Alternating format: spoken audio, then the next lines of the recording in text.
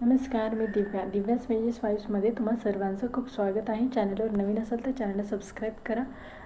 आपल्याला फॅमिली वाढवायची आहे. आता सर्वप्रथम इथे छोलेची भाजी आपण कसं करणार ते पाहूया. इथं वाटण करून घेणार आहोत. तव्यामध्ये मी करते, तुम्ही लोखंडी तवासुद्धा वापरू शकता.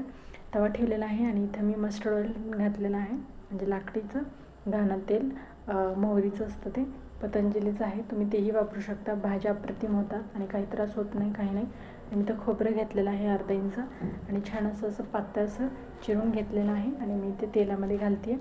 आणि फ्लेम जे आहे आपल्याला छान तवा असं तापून मीडियम गॅसवरच आपल्याला छान असं तळून घ्यायचं, म्हणजे वाटण करतो आपण छोलेची भाजीसाठी.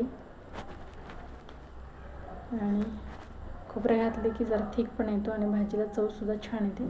तुम्हाला नाही आवडत तर नाही घातलं तरी चालेल, छान येते टेस्ट. जास्त प्रमाणात नाही वापरायचं, पण थोडंसं वापरू शकते, काही प्रॉब्लेम नाही. आणि इथे लसणाच्या पाकळ्या घातलेल्या आहेत मी 5 ते 6. आणि कांदा जे आहे ते मी छोटे छोटे 5 असे घेतलेले आहेत, पातळ असे चिरून, पातळ स्लाईसमध्ये ते इथे मी घातलं. आणि आलं अर्धा इंच बारीक चिरून घातलेलं आहे, स्वच्छ धुवून बारीक चिरून घालायचं आहे. आणि पाहू शकता तुम्ही, आपल्याला छान असं मिक्स करून घ्यायचं आहे, परतून घ्यायचं आहे छान असं, थोडंसं ब्राउनिश रंग येईपर्यंत, गोल्डन ब्राऊन. पाहू शकता तुम्ही, छान असं परतून घ्यायचं आहे. स्टार्टिंगला आपण जिरं घातलेलं आहे तेलामध्ये, ते माझ्याकडून राहून गेलं सांगायचं.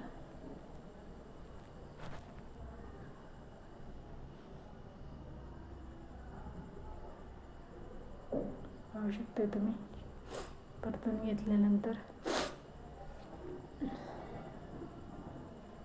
थोडासा वेळ लागेल परतायला. आणि परतून झालं की मग एखाद्या डिशमध्ये आपण काढून घ्यायचं, एखाद्या बोल किंवा डिशमध्ये. आणि आता आपल्याला त्याच तेलामध्ये थोडंसं टोमॅटो घालायचे आहेत, त्याच तेलामध्ये छान असं परतून घ्यायचं आहे टोमॅटोसुद्धा. मी इथे 2 मोठ्या आकाराचे लाल बघून टोमॅटो घेतलेले आहेत, मध्यम असे आकाराचेच चिरून घेतलेले आहेत. खूप बारीक किंवा खूप मोठे नाही चिरायचे, मध्यम आकाराहून चिरायचे आहे. आणि ते आता आपल्याला घालायचं आहे, छान असं परतून घ्यायचं आहे. आणि तुम्ही पाहू शकता, मस्त असं परतून झालं की मग आपल्याला आता कोथिंबीर जी आहे, कोथिंबीरच्या काळ्या कोवळ्या देठं जी असतात ती तर मी स्वच्छ धुवून कट करून घालते आहे, चिरून. भाजी अप्रतिम होते, चवीला चविष्ट होते.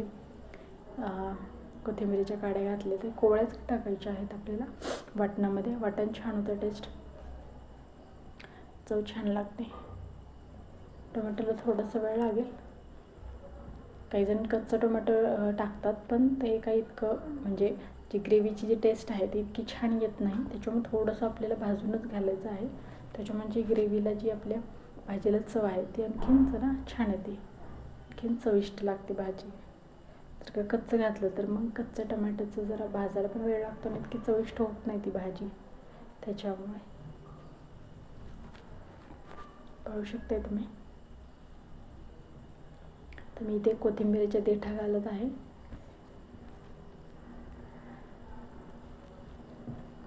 ते सुद्धा आपल्याला छान असं परतून घ्यायचं आहे.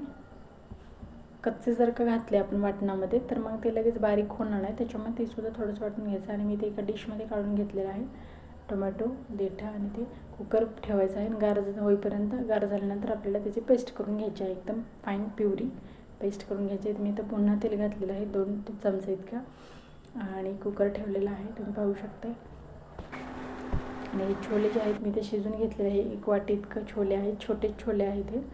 आणि छान असं स्वच्छ धुवून रात्रीभर भिजवत ठेवून आणि शिजून घेतलेलं आहे 4 ते 5 शिट्ट्यांमध्ये. आणि गार झाल्यानंतर आपल्याला सेपरेट हे करून आता आपल्याला ह्याची भाजी बनवायची आहे.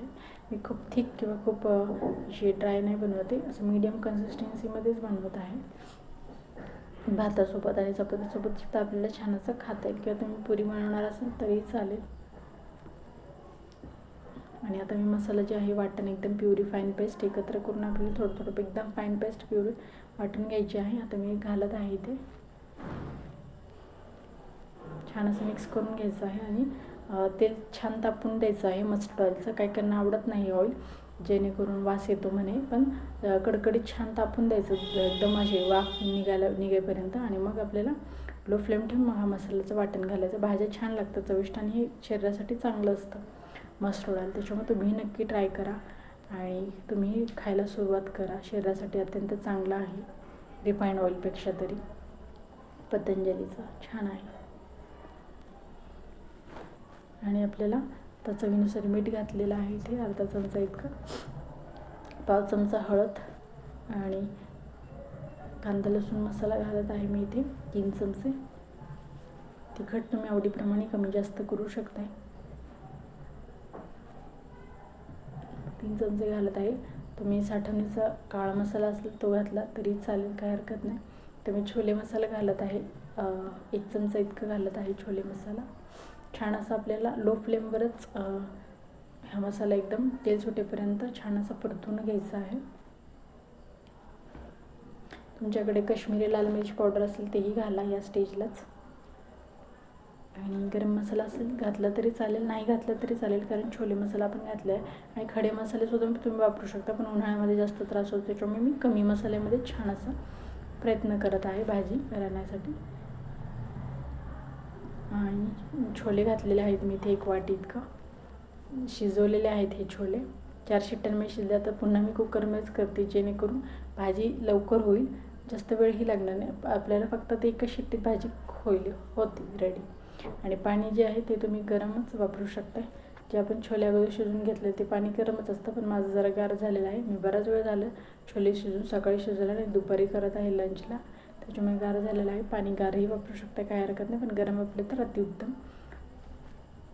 आणि हे जे पाणी आहे तर ते मी ते 2 ते 2.5 ग्लास इतकं पाणी आहे.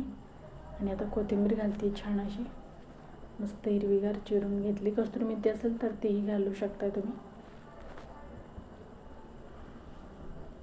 मिक्स करून घ्यायचं आहे आपल्याला. आणि आपल्याला शिट्ट्या एकच शिट्टी करून घ्यायची आहे.